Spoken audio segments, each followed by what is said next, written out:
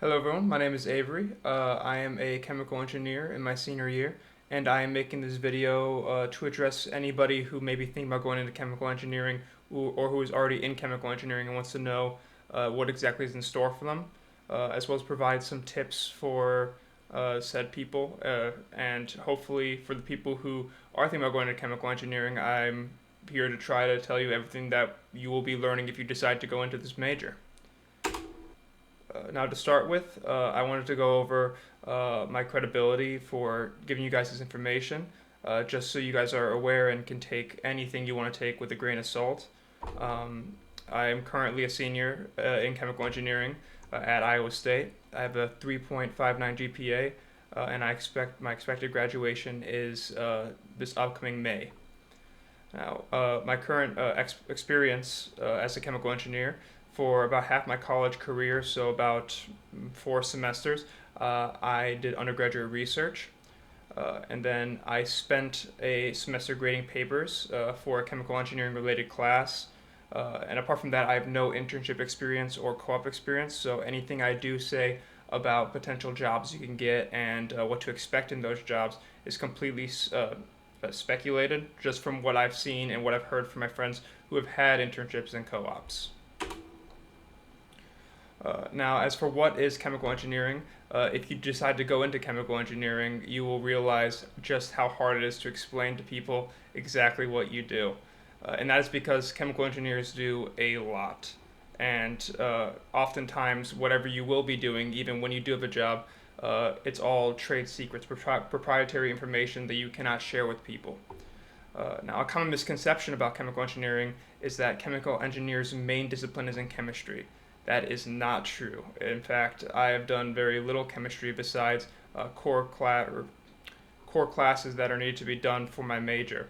What chemical engineers really do is take stuff that chemists find. For example, they find a way to make a certain product, or if we need to make pretty much anything with chemicals, we usually scale that up so that it can be produced on an industry level. So essentially, just making it so chemicals can be mass produced, uh, and not really much on what makes what, if that makes sense. Now, as a chemical engineer, you will have the unique knowledge and understanding of how large scale manufacturing units work, and that's mainly what you get from a chemical engineering degree, and that is very valuable. Now, as for what where you can find chemical engineers, mainly in the food industry, very big in the food industry. Uh, Probably anything you eat, a chemical engineer has been involved in it. It can be all the way from processed foods like Nutella, or just other candies, all the way to milk, where for milk pasteurization. It's really a huge industry for food. If you decide to go into food as a chemical engineer, you are in good shape because there's so much job opportunity. For pharmaceutical industry, we dabble in it a little bit. It's not as much as food, but in terms of mass producing drugs, we usually are involved in that. And then finally, the oil industry, uh, mainly processing it and separating out oil to go into plastics, fuel, etc.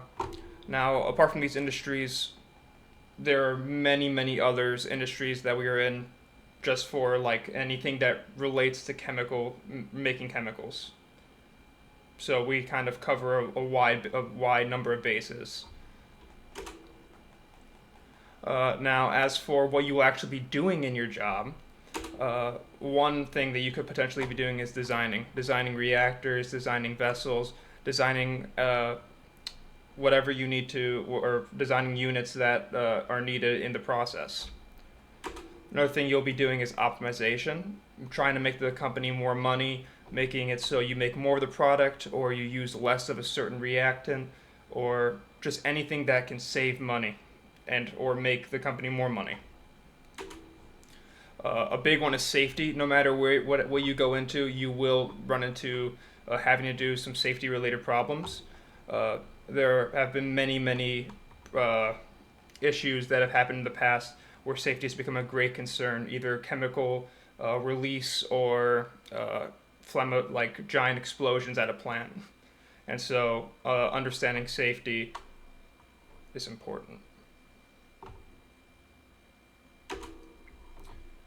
Finally, we just fix problems in general.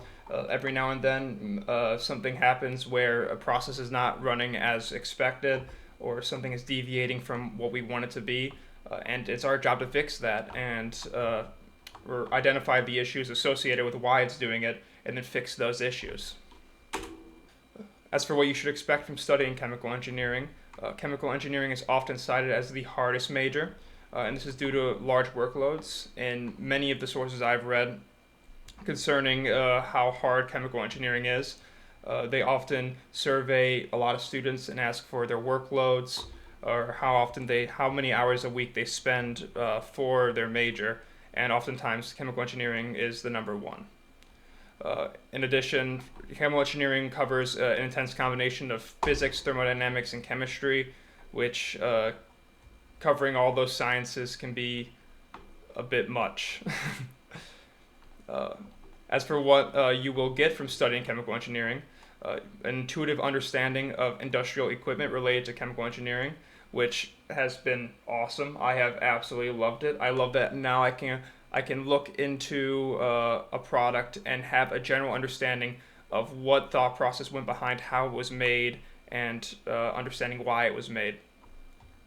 It opens doors for jobs in other engineering disciplines. Even though you are a chemical engineer, I have heard from many sources, including some older chemical engineers, that this engineering discipline is so covers so many bases that you can go into any other engineering discipline. You could be a chemical engineer and end up going into a civil engineering position, or you can go into a mechanical engineering position. You really have a lot of options. As for it also opens doors for jobs outside of engineering. I have talked with companies, and some companies they don't even hire accountants or other business majors for their business side of things. They exclusively hire engineers. And as for why, I am not entirely sure, but they only look for engineers. And on top of that, many other companies are willing to hire an engineer over an accountant for an accounting position. Knowledge need it also gives you the knowledge needed to start your own business. There is one particular class, product design, that I've taken where you learn how to develop a product, the steps on developing a product, and essentially costs associated with it, and how to work around getting loans and getting your business started. It is also in chemical engineering as excellent. It looks excellent on applications for medical school or law school, and you can expect. Typically, I'm in Iowa, Illinois area, a starting salary of $70,000 minimum. I've heard a good majority of people get 80,000, some 90,000, rarely 100,000 or above. 100,000 or above, you must be really, really smart. As for general tips for studying chemical engineering, the first one being it is highly likely that you will bomb an exam at some point. I would say don't let it discourage you. Use that stress you feel as fuel to study extra hard for the next exam.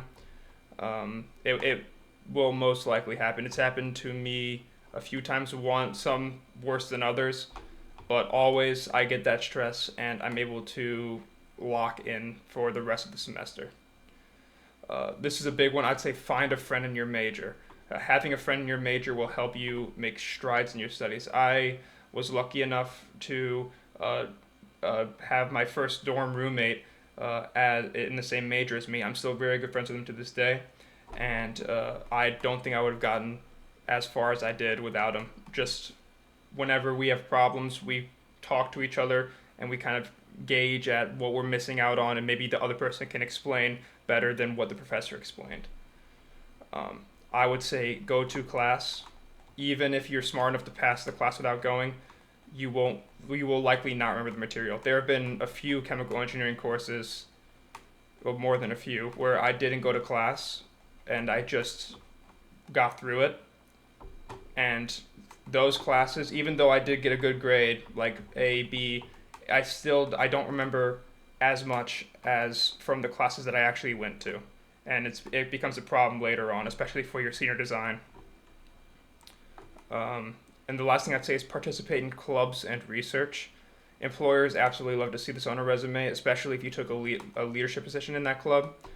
You definitely want to be active in campus besides school, just to show that you're doing above and beyond for a company. Next, I'll be covering different chemical engineering courses and what you should expect to learn from them, just in a way so you can understand exactly what's ahead of you if you decide to go down this route, and also if you want to get a better understanding of what you will learn in chemical engineering. The first one being Introduction to Chemical Engineering. Now, in this course, you will touch a small amount of material from various different classes. Just to summarize what you could learn, different separation units. This can go from distillation columns to liquid-liquid extraction. Distillation columns operate by separating through boiling points. Liquid-liquid extraction operates by separating using a selective solvent that maybe wants to grab onto a component way more than any other component. You can also expect to learn material balances. This is very, very important. You will use this throughout your entire chemical engineering career. The general form of a material balance, or any balance in general, is in minus out plus generation minus destruction is accumulation. In would be whatever is entering the unit, out would be what is ever leaving the unit. Generation is kind of whatever is being made in the unit, so if it's a reactor and a certain component is being made, that's where the generation term would come in. Destruction is any component that's being used in a reaction, so that's where the destruction term will come in. And then accumulation is when stuff starts accumulating in the vessel, when maybe the volume of the vessel keeps increasing, or yeah. Now, a huge thing that will also be used throughout your entire chemical engineering career is the idea of steady state. Steady state assumes that there is no accumulation in the system, which is what we want. We don't want the fluid level to be continuously rising or continuously lowering to prevent, it would pose safety hazards, and it would end up not giving us the product that we want. So steady state is very, very, very important. And then finally, you'll learn a little bit of MATLAB coding or some other coding software. I just wanted to put up this equation. If you can see, if we decided, hey, we have P, we have everything we need, we want to solve for N. How exactly would you do that? I don't even know where I'd start looking at this. What you could do is use coding to essentially have it do steps of testing different values of N until the left side equals the right side. And you can do that thousands of times in just a second to figure out the answer. And that's the main takeaway I got from coding. It's a coding method I still use, and it's a big part of this class. The next course is Material Energy Balances. This course covers a lot. It is very, very aggressive in its material. But just to summarize a few things that you'll be learning, it would be how to solve material energy balances. This would be for reacting and non-reacting systems. Degrees of freedom. This is related to determining if a problem is actually solvable, if you can solve for every single variable you're missing with the given equations. And then different equations of state and when they are used for gases, liquids, anything like that. And then finally, you'll be learning how to use phase diagrams, ternary phase diagrams, TXY and PXY diagrams. Now, TXY diagram in the bottom left, just to summarize what it does. So it shows equilibrium curves for two components. So if there are two components in a mixture, we can see that, for example, in this graph, if there is a 0.2 mass fraction of the first component, at 400 degrees, it's going to be a liquid. If we raise that temperature up to around 460, it looks like, it would be an equilibrium. and then anything higher than I'd say 500, it's in the vapor phase. Um, Now you can do a lot of different things with this TXY diagram, which they'll go into. Another thing you'd learn is the ternary phase diagram, which is mostly for three different components. And again, you would just learn a bunch of different stuff that you can use this for. And then finally, phase diagram, which is something you've probably seen in high school chemistry, just determining exactly when what phase the pure substance is in at different pressures and temperatures. Next would be transport phenomenon 1. I know this sounds like a scary course, and it kind of is, a little bit. I did lose somebody in this course. They did not pass, I'm not sure what their grade was, but I know they dropped it and they switched to just chemistry. But in this course, you'll mainly be looking at viscosities and how it changes for different fluid types. Viscosity is basically just how much does the fluid grip onto surfaces, how much is the velocity affected by the surfaces of the pipe or whatever you're looking at. You'll be looking at different flow regimes, turbulent and laminar flow, frictional losses from pipe walls, just determining exactly at what points you need to place pumps in order to have the fluid keep moving, and then pumps and pump sizing.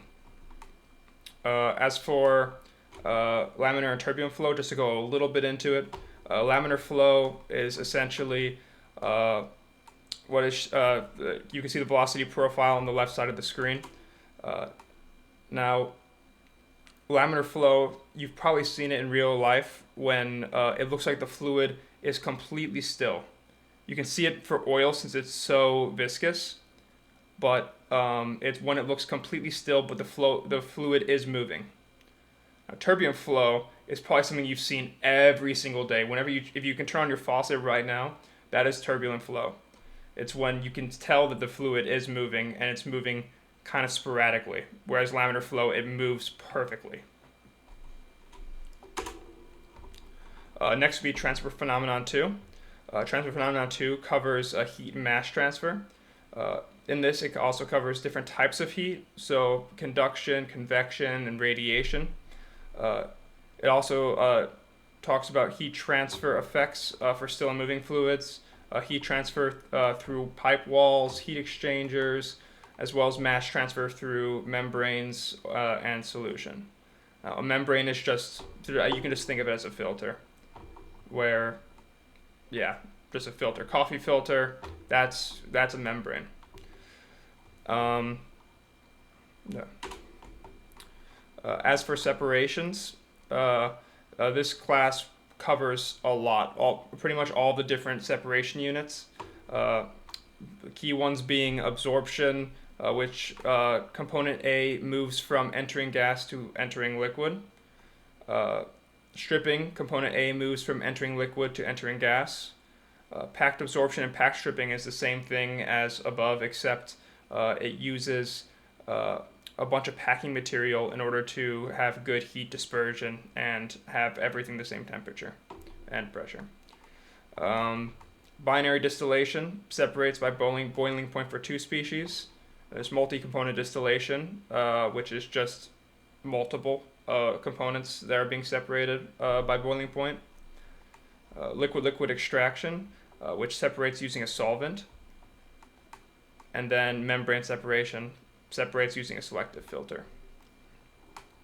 On the bottom left, we can see a McCabe-Thiele diagram for a distillation column. This is just an example of what you'll be seeing. This is a huge part of the course, and you'll learn different ways to modify the McCabe-Thiele plot in order to find very useful things like number of trays that need to be in the column, etc.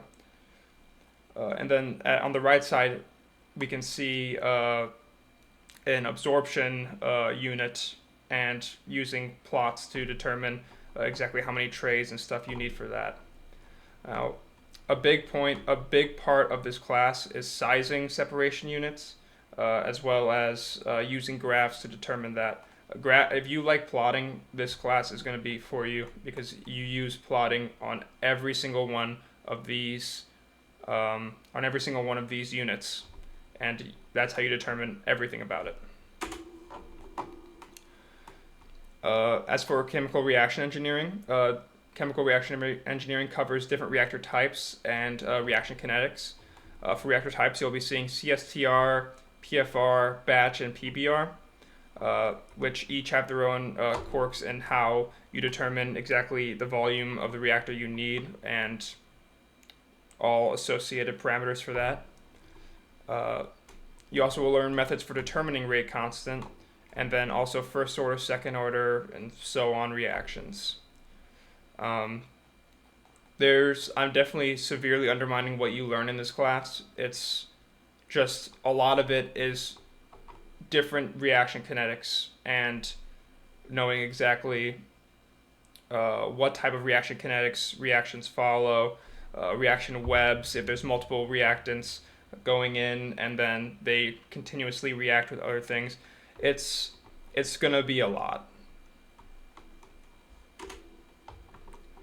And then for chemical process safety, mainly covering fatality probability, determining exactly, if something blew up or if this was released, what is the probability that people within this radius would die?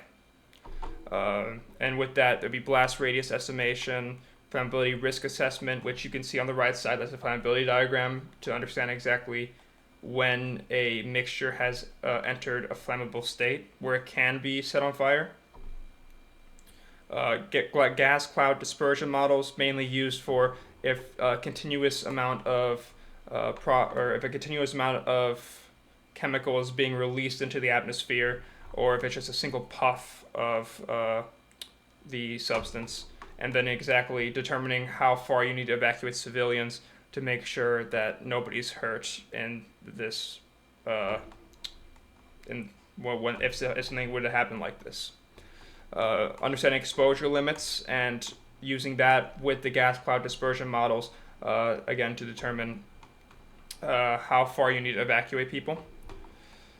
And then technical documents related to safety. This would mainly be associated with safety assessments and understanding, okay, well, what if this happened? Or what if this happened? How would I react in this circumstance to make sure that nobody gets hurt? And then process control. Process control will cover a quick recap on Laplace transforms from your differential equations class, creating transfer functions from material and energy balances, automation with PID control and to maintain steady state, PID controller tuning, and methods for identifying ideal controller tunable parameters. Now this class really goes into what happens when things are not at steady state, because you're not going to be at steady state when you turn on or off the production. So we need PID control to bring us to steady state for that. Now on the left side, we can see some transfer functions that you would most likely see, although they would be very different. This is not a good figure for what you'd be seeing. For first order system, it would be something like that. And then for damped oscillator, that would be a second order system. And then it continues on to third order, fourth order, fifth order. But I mean, in your course, I highly, highly doubt you won't go over second order. You would go into third order, maybe for identifying stability, which actually is another huge part of this course, is determining exactly when a system is stable or not. Now, if it's not stable, then it will go unchecked and completely, maybe continuously increase liquid height, or it would basically show that steady state is not achievable with whatever you assigned it. Now on the right side shows system response depending on how you tune your PID controller. You can see from that oscillation pattern, that's typically a second order system, and that means that you definitely need to tune your controller better, because we do not want severe oscillation in our system. We want it to be able to quickly go to our desired set point. As for the red line, that's probably the most ideal controller you'd want. There seems to be a little bit of offset from what we want it to be. And then overdamped is horrendous, even worse than the first one. You do not want that much steady state offset. You want it to be at the set point that you assigned it, and you do not want it to continuously stay at anything but that.